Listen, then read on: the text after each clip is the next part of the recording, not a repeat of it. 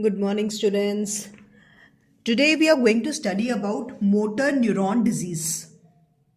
And before I can start with motor neuron disease, let us study this term, upper motor neuron and lower motor neuron.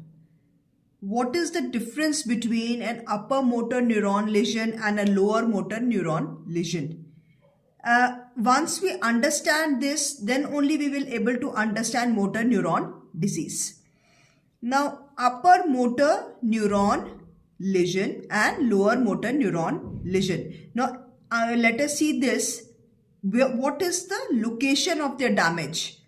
If we see, when the damage is at the level of cortex, brainstem, corticospinal tract, spinal cord, which is above the anterior horn, that is the condition in which there is upper motor neuron. The location is in the cortex, in the brainstem, in the corticospinal tract, and in the spinal cord above the anterior horn. Whereas in lower motor neuron, the lesion is at the anterior horn cell, at the nerve root, at the peripheral nerve, or at the cranial motor nuclei. So the location is different. You can see upper motor neuron, the location is different. The second differentiating point is muscle weakness. If we see muscle weakness, now muscle weakness is present in both. Can you see muscle weakness is present in both? We will find muscle weakness in upper motor neuron as well as in lower motor neuron. Fine. But the reason of muscle weakness is different. We will discuss, we'll come to this point again. Then is muscle tone. Now, what is muscle tone? It is the resistance we feel when we move our arm, when we move our arm passively, when we move elbow into flexion passively, and the resistance which we feel is the tone of the muscle. And this muscle tone is basically increased. It is increased in upper motor neuron, and when there's increase in muscle tone, we term it as spasticity or rigidity. Spasticity or rigidity. Whereas when there is a decrease in tone, we term it as flaccidity or flaccid tone. Spastic tone, flaccid tone. Decrease in tone, flaccid tone. Increase in tone, spastic tone. What happens to the deep tendon reflexes?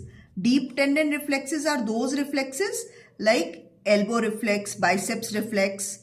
We go for triceps reflex. We see for quadriceps reflex, ankle reflex. These are deep tendon reflexes. There is an increase in deep tendon reflexes. They become brisk. Hyperreflexia takes place. The term is called as hyperreflexia. Hyperreflexia takes place. Whereas in lower motor neuron, what happens is there is decrease or absent of these reflexes. When we try to elicit this reflex with the help of our hammer, and then we see that we will not be able to, there will be areflexia or hyporeflexia, decrease in the normal response, or absent deep tendon reflexes will be seen.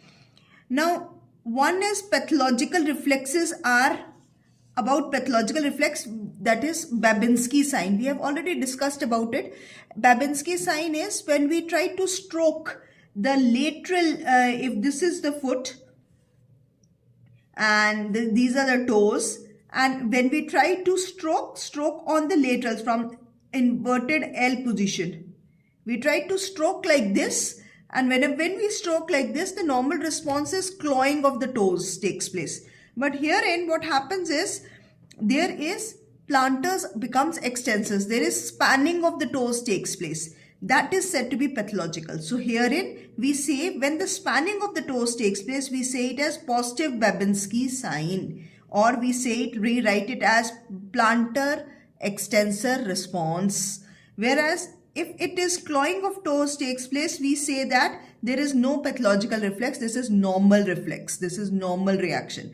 Whenever we stroke the foot with a blunt object, suppose like a key or back side of the key, and we try to stroke it from the heel, the center of the heel, to the lateral towards the little toe, and in a L-shaped position. What happens is there is sudden and what reflects is flexing of the toes takes place, whereas which is a normal response when spanning of the toes takes place, that is called as positive Babinski's sign.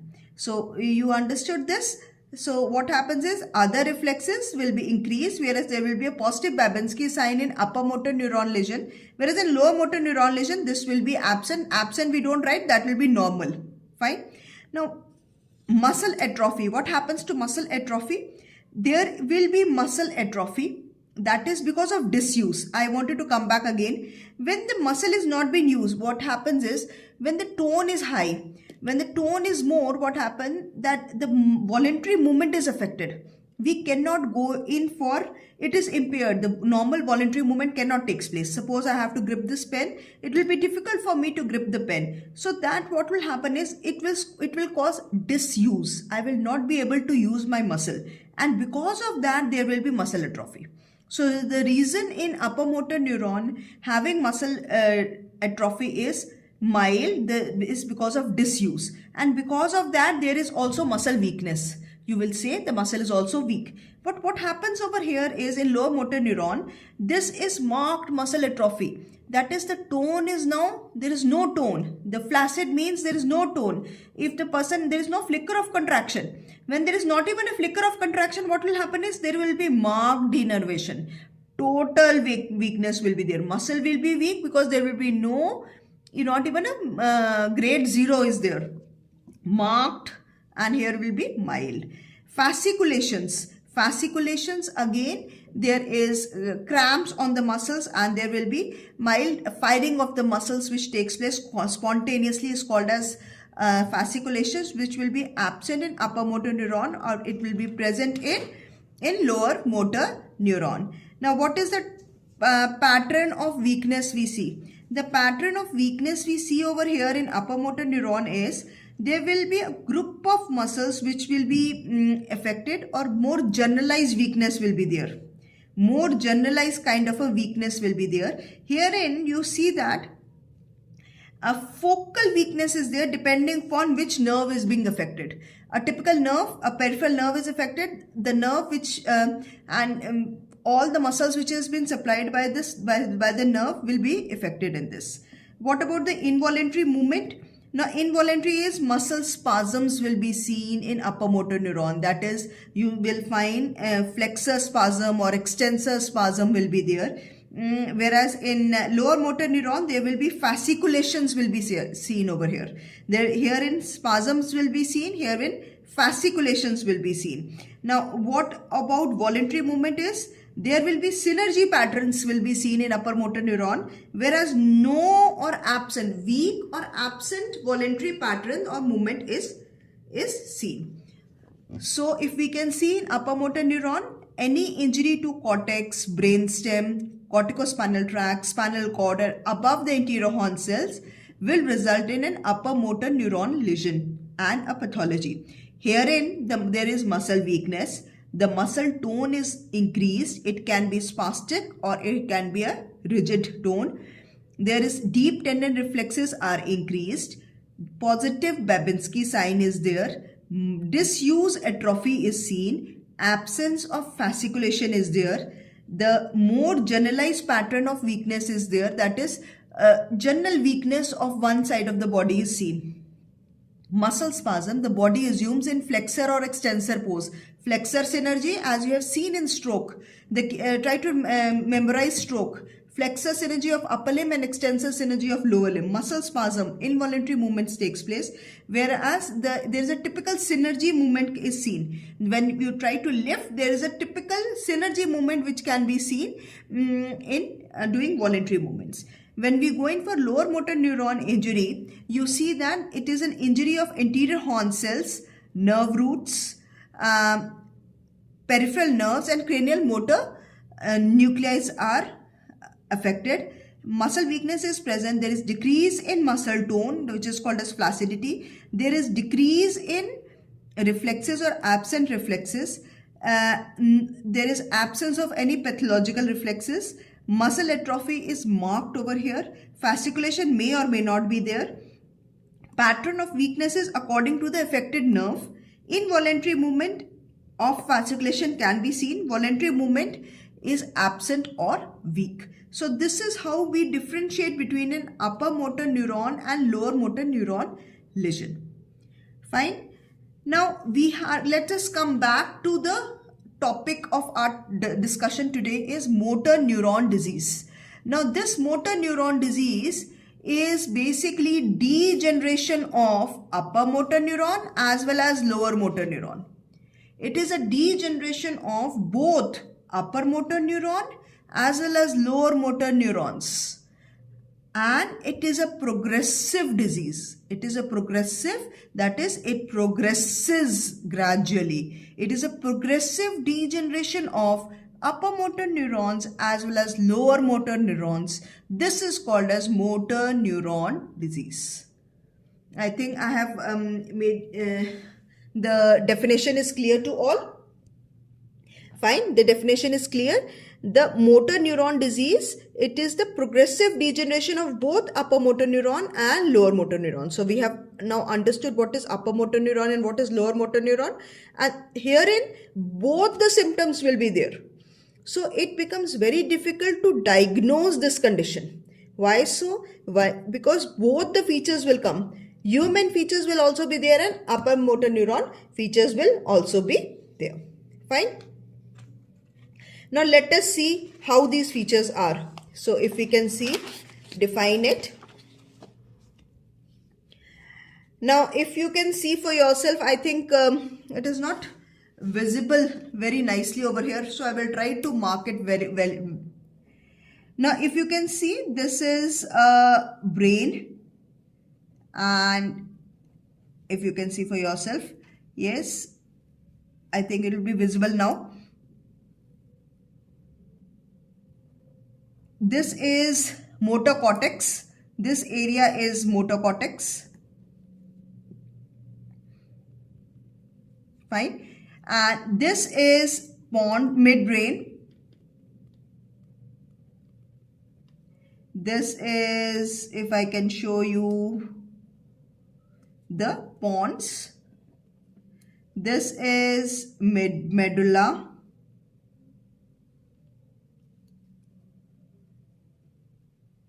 And this is spinal cord. The last one is the spinal cord.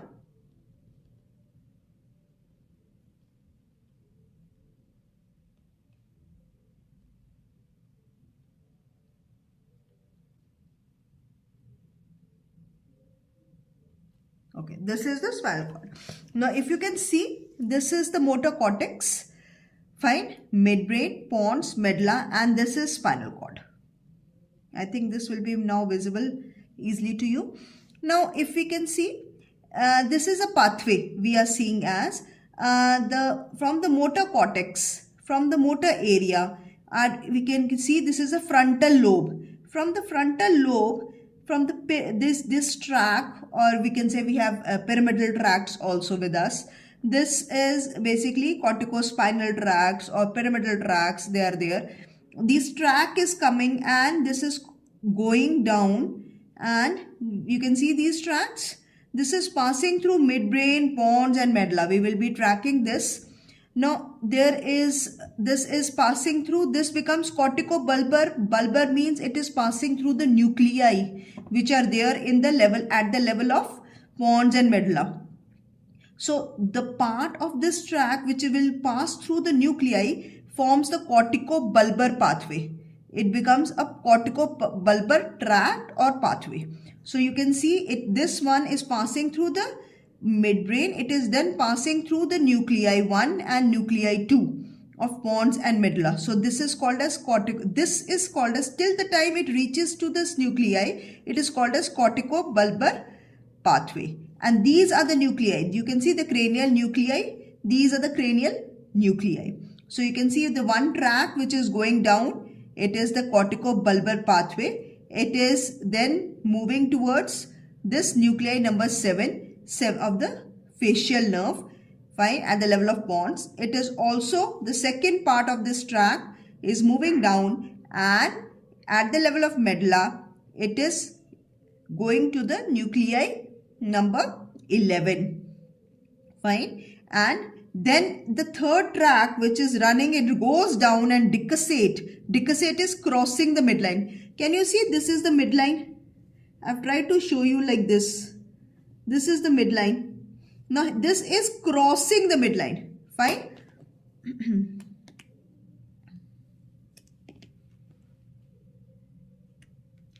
The third one, this one is crossing the midline.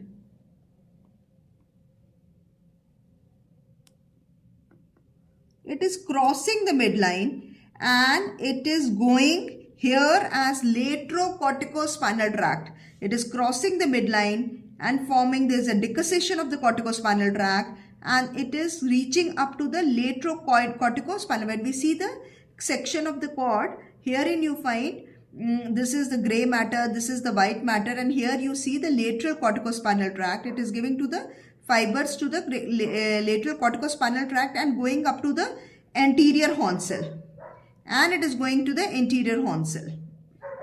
This is one, and it is going to the anterior horn cell, and from here anterior horn cell, it is going to the, of course, the muscle. It is going to the forming the motor neuron and going to the muscle. So if you can see, the first tract is the both is running down and going up to the level of cranial nerve at the level of pons, fine. And herein you can see cranial nerve. This is the nucleus of 7th cranial nerve, and this is the nerve which is arising from it.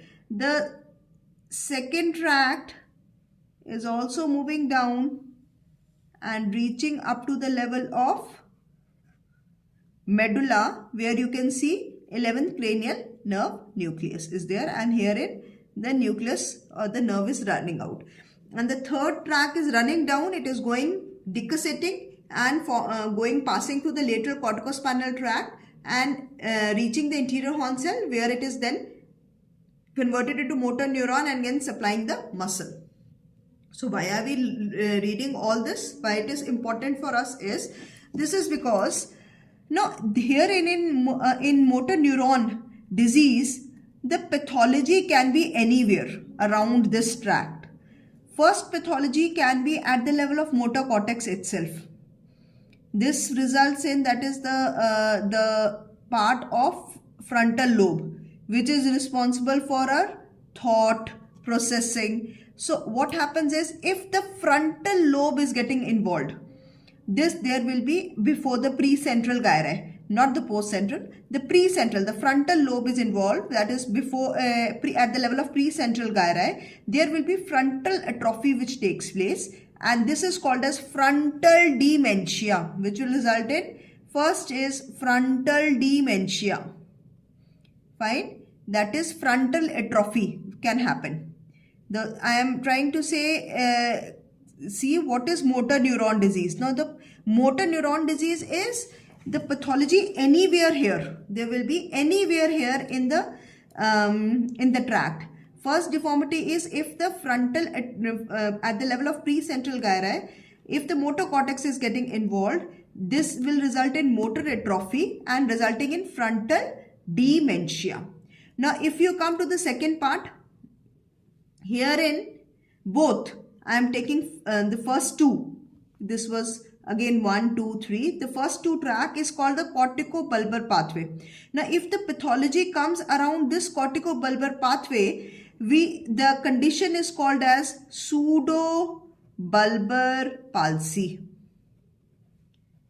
We just try to first, we will be studying about it in detail, but let us first understand these terms, and they are very much important. Pseudobulbar palsy. If the pathology is around this corticobulbar pathway, they have not yet reached the cranial nerve. Now once this bulbar pathway reaches this cranial nerve, the pathology at this point, at the cranial nuclei is called as progressive bulbar palsy. Now try to understand there is a difference between the two. One is at the level of tract. When the pathology is at the level of tract, it is called as pseudobulbar palsy. When the pathology is at the level of cranial nerve, it becomes progressive bulbar palsy. Now the pathology can be here also. At this point, at the level of lateral corticospinal tract. If the pathology is at this point, it is called as primary lateral sclerosis. Primary lateral sclerosis. Can you see this? This is primary lateral sclerosis. And if the pathology comes at the anterior horn cell, this is anterior horn cell, then it is called as progressive muscular atrophy.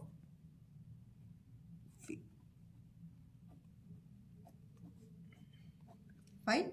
So let us see what all condition, this all come under motor neuron disease, because motor neuron disease, what is it? Is a degeneration of the neurons. Understand, it is a degeneration of the neurons. Why it is? I have told it is a degeneration of upper motor neuron as well as lower motor neuron. So upper motor neuron arising from the cortex, midbrain, pons, medulla, before entering the anterior horn cells up till lateral corticospinal tract, before entering. So it will give us both the response. That is, from the cortex it will give me a upper motor neuron kind of a features, and at the level of spinal cord it will give me a lower motor neuron kind of a features. Okay? There will be differentiation between cranial nerve nucleus. We will discuss it later on. Let us first understand. So what all condition is? If the motor cortex is involved, we will say it as a motor atrophy takes place. It is called as frontal dementia.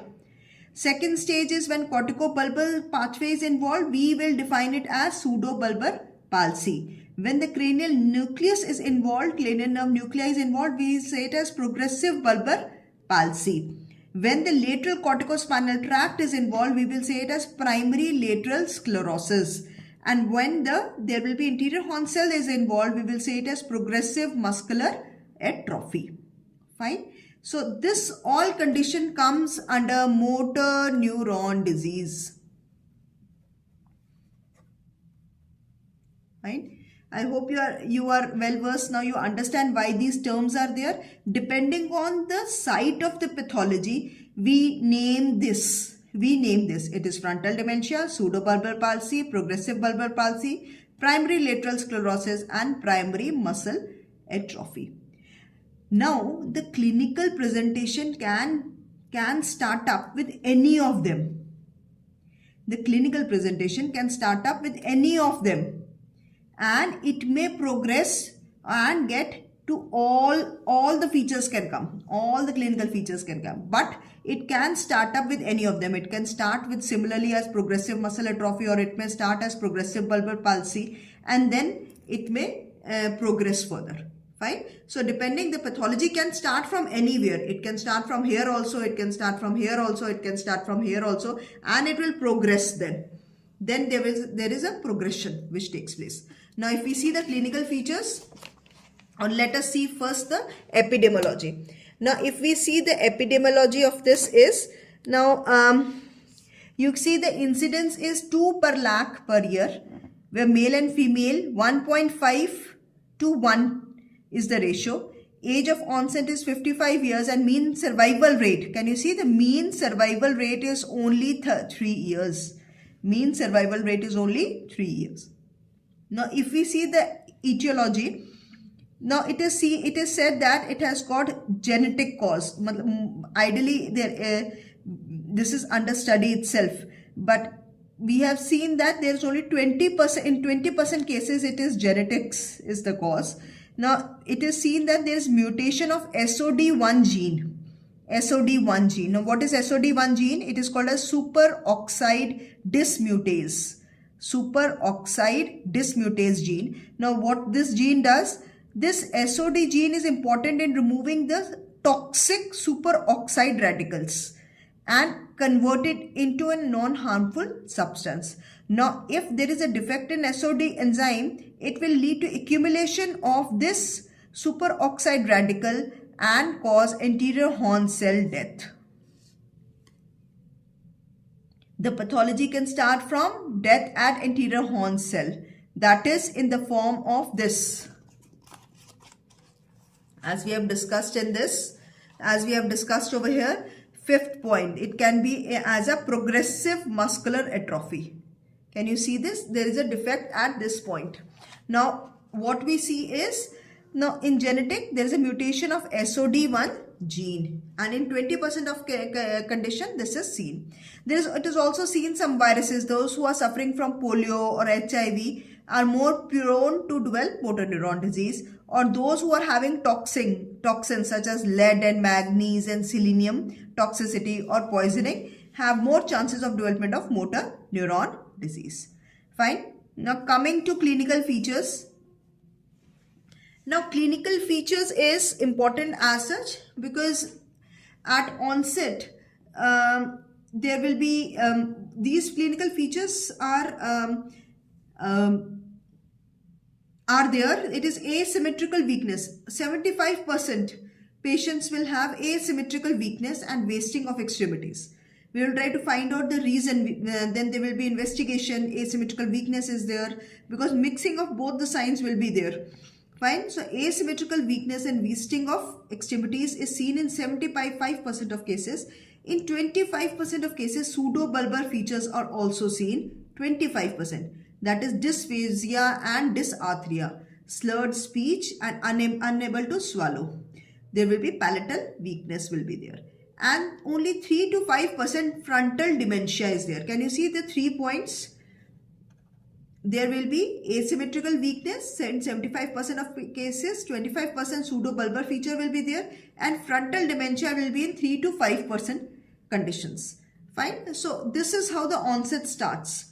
Then depending upon which pathology or what is the area of our pathology, we will have a specific features. These features will be there, general features. Now depending upon whether the pathologies are there, we will see the clinical presentation. Like the first condition is pseudobulbar palsy. Now what was pseudobulbar palsy? Now frontal dementia, we remember that it was the atrophy of the frontal lobe. Fine. Frontal atrophy caused frontal dementia. What happened in pseudobulbar palsy? It was the corticobulbar pathway. It was the pathway which was getting degeneration. There was a degeneration of corticobulbar pathway. It was pathway of 5th, 7th, 10th, 11th and 12th nerve. Can you see? 5th, 7th, 10th, 11th and 12th nerve, and it was sparing the eye muscles. Eye cranial nerve 3, 4 and 6. Cranial nerve 3, 4 and 6 was spared. Whereas it was a pathway for the cranial nerve, trigeminal, facial, vagus, hypoglossal and glossopharyngeal. These are involved. So what will happen is there will be weakness of, first point, there will be weakness of muscles of mastication and expression.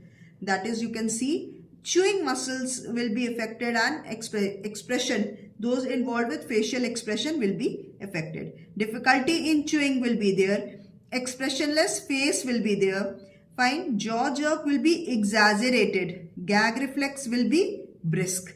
Jaw jerk, when you tap on the hammer on the chin, you will get opening of the mouth takes place. Gag reflex is when you try to touch the uvula with the ice cream stick, there will be a typical sound will be there. Fine. That is called as gag reflex. And speech, it will be monotonous and there will be drooling. And swallowing will be difficult because mostly the solid swallowing will be difficult. Tongue will be very immobile and because of palatal weakness. So you can see how the 11th and hypoglossal and glossopharyngeal, mostly the problem related to speech, palatal weakness, swallowing, gag reflex, jaw reflex will be there, of course. And the 5th and the 7th nerve, you can see the muscles of expressionless face, muscles of chewing and mastication will be affected, and jaw and gag reflex will be there, and speech becomes monotonous. So you can see there will be brisk. Brisk shows that it is a UMN kind of a feature. The jaw reflex and the gag reflex increases That is, it is showing a UMN kind of a feature. That is called a pseudobulbar palsy, degeneration of corticobulbar pathway. The next is now the progressive bulbar palsy. Herein the cranial nerves are involved. Remember, there is a progressive bulbar palsy. Here the cranial nuclei are involved. The cortico pathway is saved. So the features over here is LMN type. In LMN we have seen that anterior horn cells and the cranial nuclei and the peripheral nerves are involved. So the cranial nucleus are involved, so there is an LMN kind of a feature. Whereas over there we saw the jaw reflex and gag reflex were brisk. Here you see jaw and gag reflex is absent. Can you see the difference? Here the jaw and gag reflex is absent. Here the features will be atrophy and fasciculation. Atrophy and fasciculation of the muscles. And there will be twitching. What is fasciculation? Muscle twitching will be seen, and wasting of tongue will be seen. Tongue will be folded, writhered, fibrillating. Tongue will be totally wasted, and fasciculation will be seen, and jaw and gag reflex will be affected. So can you see the difference over here? There will be atrophy and fasciculations will be seen over here in progressive bulbar palsy. Now the next was corticospinal tract involvement. You remember there were lateral corticospinal tract involvement will be there. When this is involved, there will be increase in tone. You will see. Brisk reflexes will be there. Extensor plantar response will be there, and there will be extensors of upper limb and flexors of lower limb weakness will be found. Weakness of extensors of upper limb and flexors of lower limb will be seen. These are the signs of corticospinal tract disturbance or degeneration. Corticospinal involvement, the number 4 point, lateral, there will be increase in tone, UMN kind of a feature will be there. Herein we see that increase in tone, brisk reflexes, extensor plantar response, distinctive weakness, extensors in upper limb and flexors of lower limb weakness will be there. Then the last is the progressive muscle atrophy. Here you see the anterior horn cells are involved. Here there will be LMN kind of a feature, atrophy and fasciculations, 3 cardinal features. This is a question which has been asked. What is the, in progressive muscle atrophy, write the cardinal features. The cardinal features are atrophy, weakness and fasciculation. Atrophy, weakness and fasciculation, that is seen. Muscle cramps is there, and a skeleton hand is seen. What is skeleton hand? You see the wasting of first dorsal interosseous muscle, gutting. When the wasting of interosseous muscles takes place, there is gutting over here. That is, there is gutting appearance come, and that is called as skeletal hand. That is called as skeletal hand. So progressive, there will be a muscle atrophy. There will be atrophy, weakness and fasciculation, skeletal hands and cramps will be very much common. It will be an element kind of a feature will be there. Fine. So we started off like 75% patients will have how the disease progress. In 75% cases, there will be asymmetrical weakness. You saw. Wasting of extremities will be there. In 25%, pseudobulbar features will be there. And 3 to 5% frontal dementia. And any of the features along with this, there can be any of the features. It can be pseudobulbar features. It can be progressive bulbar palsy features. It can be corticospinal features, or it can be progressive muscle atrophy features will be seen. Now, as the disease progresses, the motor systems, all level of motor system becomes involved. Now, this is a progressive condition. Now, we have seen 5 levels. Now, herein, as the disease progresses, all the levels of the motor systems are involved. Fine. And in the end, respiratory muscles get involved. They weaken and becomes the cause of death. Fine. So, you see how the disease progresses. It can start from anywhere. 3rd point, 4th point, 5th point, any of the point it can start. But it will progress like all the levels will be involved. Now, of course, through EMG, we can see the denervations, the fibrillations can easily be seen. Even with the nerve conduction studies, we can see it helps us to determine about the kind of denervation which is happening. Fine. And of course, MRI will tell you the pathway which is involved. Fine. So, these are the 3 investigations which will help us to but it is very difficult to diagnose this MND. And once it has been diagnosed, then it is you can see the clinical course is only 3 years. The disease progresses and all the level of motor involved neurons are involved. So next is the diagnostic criteria. So how do we come to know whether the person is having motor neuron disease? Now there is a certain criteria. One is presence of LMN, lower motor neuron signs, in at least 2 limbs. If the person is having LMN kind of a sign in 2 limbs, UMN kind of a sign in 1 limb or 1 region, and there is a progression of disease, one becomes conscious, it is an MND.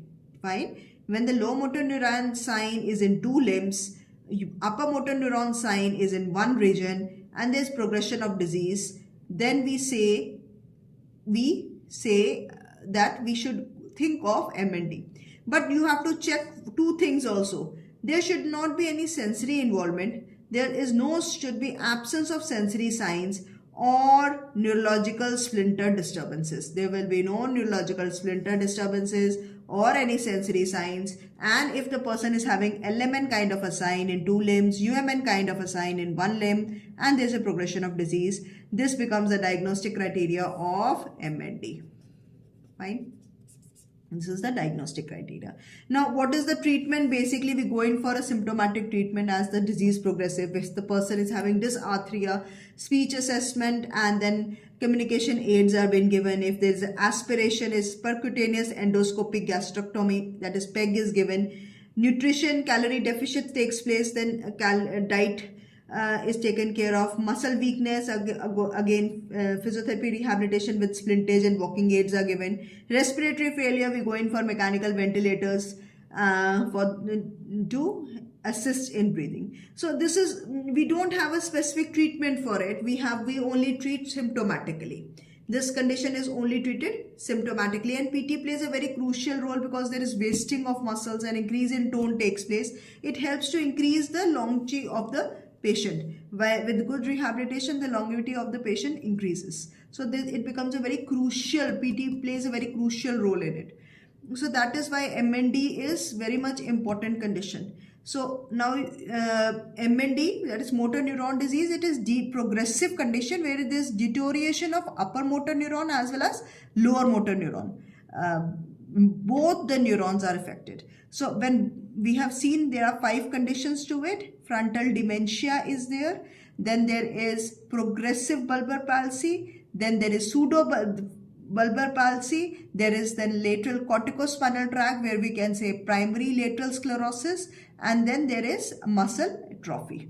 So they are the 5 names we have to consider, or 5 sites where the degeneration happens of the neurons happens, and this disease progresses. This disease progressive, it can start from anywhere, and all the levels are involved in the end.